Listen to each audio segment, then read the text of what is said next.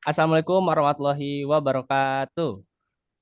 Waalaikumsalam warahmatullahi wabarakatuh. Kami dari perkenalkan kami dari kelompok 5 ingin menjelaskan tentang kernel IO, tentang subsistem summary.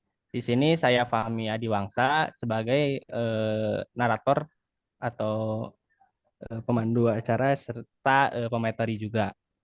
Selanjutnya mungkin ini daftar nama dari kelompok kita. Selanjutnya langsung ke materi saja untuk mempersingkat waktu. Eh, Schooling. Schooling itu pengertiannya adalah simultaneation peripheral operation online. Itu adalah teknik yang digunakan dalam sistem komputer untuk mengelola sistem input-output secara efisien. Tujuan utamanya adalah memungkinkan beberapa perangkat dan proses untuk berproses secara bersamaan dan mandiri. Tujuannya itu tadi untuk memungkinkan perangkat dan proses berproses secara bersamaan dan mandiri. Secara umum yang sering kita temui ada bisa dicontohkan di printer, yaitu ketika dokumen dicetak, data yang akan dicetak tidak langsung dikirim ke printer. Sebaliknya, data dicatat dalam antrian dan atau buffer di dalam memori komputer atau hard disk sebelum dikirim ke printer secara bertahap. Printer akan membaca data dari antrian dan mencetaknya. Dengan menggunakan spooling, pengguna dapat terus bekerja pada aplikasi tanpa harus menunggu proses pencetakan selesai. Terus ada proses dari spooling, yaitu satu permintaan input-output. Proses dimulai ketika sebuah perangkat atau aplikasi meminta operasi input atau output untuk mencetak dokumen, data ke disk. Terus ada spooler, yaitu perintah atau data yang akan diproses dikirim ke spooler, yang merupakan program khusus atau komponen dalam sistem komputer yang bertanggung jawab untuk mengelola proses spooling. Terus ada spool file, yaitu data yang diterima oleh spooler disimpan dalam bentuk spool file atau spool directory. Spool file ini berfungsi sebagai tempat penyimpanan sementara yang digunakan untuk menampung data yang akan diproses oleh perangkat. Terusnya ada antrian, yaitu data yang disimpan dalam spool file dikelola dalam bentuk antrian, di mana setiap tugas diberi nomor identifikasi dan diurutkan sesuai dengan prioritas atau urutan pengiriman. Terus ada proses perangkat, yaitu setelah data berada dalam antrian, spooler mengirimkan data secara bertahap ke perangkat sesuai yang sesuai untuk dieksekusi. Misalnya data yang akan dicetak akan dikirimkan ke printer. Konfirmasi dan pemrosesan. Setelah data dikirim ke perangkat, spooler menunggu konfirmasi bahwa operasi telah selesai. Setelah konfirmasi diterima, spooler melanjutkan dengan tugas berikutnya dalam antrian. Keuntungannya yaitu spooling memungkinkan operasi input atau output untuk dilakukan secara efisien dengan mengurangi waktu tunggu dan mengizinkan perangkat dan proses lain beroperasi secara mandiri. Mungkin bisa dilanjutkan oleh yang lain. Terima kasih.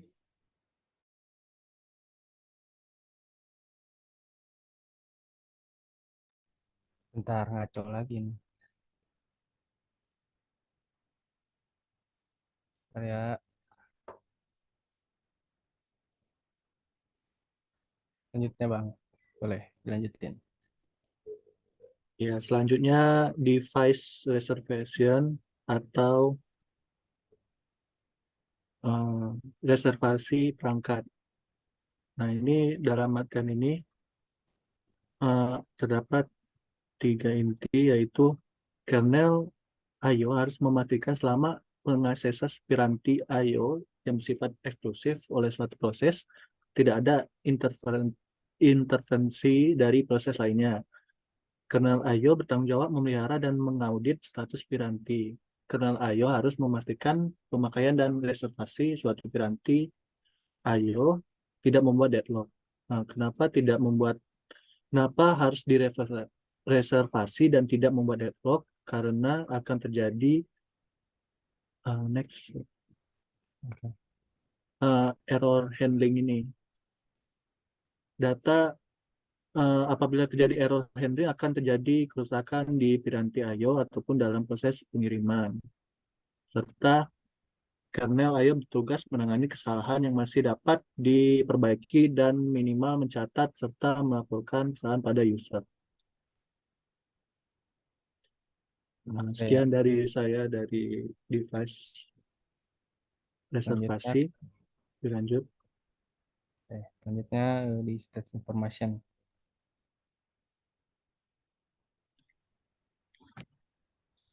Untuk selanjutnya state information atau kernel data structure. Jadi kernel itu menyimpan informasi status tentang komponen I/O. Contohnya seperti tabel file, koneksi jaringan, dan status perangkat karakter. Tabel tabel file terbuka melacak file terbuka dan informasi terkaitnya yang memungkinkan proses untuk melakukan proses baca dan tulis pada file. Koneksi jaringan memelihara informasi tentang koneksi jaringan yang aktif dan memfasilitasi komunikasi antar proses melalui jaringan. Ini apa belum di masih Oh, di belum. state masih di ini sebelumnya sebelumnya. Ini. Selanjutnya status perangkat karakter mengelola mengelola mengelola status perangkat berbasis karakter seperti port serial atau terminal. Subsistem I/O yang mengawasi yaitu ada manajemen nama untuk file dan device, kontrol akses untuk file dan device, kontrol operasi, contohnya seperti model yang tidak dapat dikenali, terus alokasi tempat sistem file, alokasi device, buffering, caching, spooling, lalu I/O scheduling, mengawasi status device, error handling, dan kesalahan dalam recover, dan yang terakhir, konfigurasi dan utilitas driver device. Udah, Ten. Nah, Mungkin selanjutnya dari saya yaitu tentang struktur data yang kompleks dapat digunakan dengan dapat digunakan untuk tiga hal, yaitu yang pertama untuk melacak buffer, eh, tugasnya untuk mentransferkan data antara berbagai program, contoh besarnya, garis besarnya. Selanjutnya ada alokasi memori, itu besarnya yaitu untuk menyimpan catatan blok memori yang dialokasikan ukurannya dan penggunaannya. Terus yang ketiga ada dirty blocks, dari secara garis besarnya adalah untuk memungkinkan pengelolaan dan sinkronisasi data yang efisien. Mungkin selanjutnya itu secara ini ya, secara detailnya buffer dalam konteks struktur data, buffer mengacu pada area penyimpanan sementara yang digunakan untuk menyimpan data sebelum diproses atau ditransfer. Buffer umumnya digunakan untuk operasi input dan output atau saat mentransfer data antara berbagai bagian program. Selanjutnya ada alokasi memori. Secara detailnya yaitu alokasi memori melibatkan pengelolaan memori komputer untuk menyimpan data dan instruksi program. Struktur data yang kompleks dapat membantu melacak alokasi memori dengan menyimpan catatan blok memori yang dialokasikan, terus ukurannya serta penggunaannya. Terus ada yang ketiga yaitu ada dirty blocks atau blok kotor. Dalam aplikasi atau sistem tertentu, data diatur ke dalam blok atau bongkahan, seperti dalam sistem file atau basis data. Sebuah blok dianggap kotor atau dirty ketika isinya telah diubah tetapi belum disinkronisasikan atau disimpan ke media penyimpanan yang lebih permanen. Struktur data yang kompleks dapat mempertahankan catatan blok kotor, memungkinkan pengelolaan dan sinkronisasi data yang efisien untuk memastikan integritas dan konsistensi data. Dengan manfaat struktur data yang kompleks, ini dapat membantu mengoptimalkan pemanfaatan sumber daya, mencegah kebocoran memori, memastikan integritas data, dan meningkatkan kinerja sistem secara keseluruhan. Detail implementasi secara spesifik akan bergantung pada bahasa pemrograman dan persyaratan aplikasi atau sistem yang sedang dikembangkan.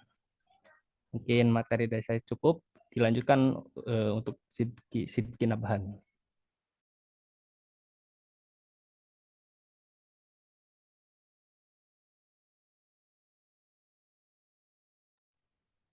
Sidki, boleh dilanjut? Slide-nya masih Maaf, Ki. stream. Stream merupakan saluran komunikasi dupleks penuh antara proses tingkat pengguna dan perangkat dalam sistem operasi Unix. Stream ini menyediakan antarmuka standar untuk operasi input dan output, yang memungkinkan proses berkomunikasi dengan perangkat secara seragam. Stream juga mendukung fitur seperti flow control, buffering, data, dan transformasi data, serta meningkatkan efisiensi dan fleksibilitas operasi input-output. Secara keseluruhan, subsistem input-output karena memainkan peran penting dalam mengelola operasi input dan output dalam sistem operasi, memastikan pengguna perangkat yang efisien, memelihara informasi status, dan menyediakan antarmuka standar untuk proses tingkat pengguna untuk berinteraksi dengan perangkat input-output. Beres ya? Beres. Mungkin cukup sekian materi dari kami tentang kernel IO, tentang subsistem summary. Mohon maaf apabila ada salah-salah kata dari kami. Wassalamualaikum warahmatullahi wabarakatuh.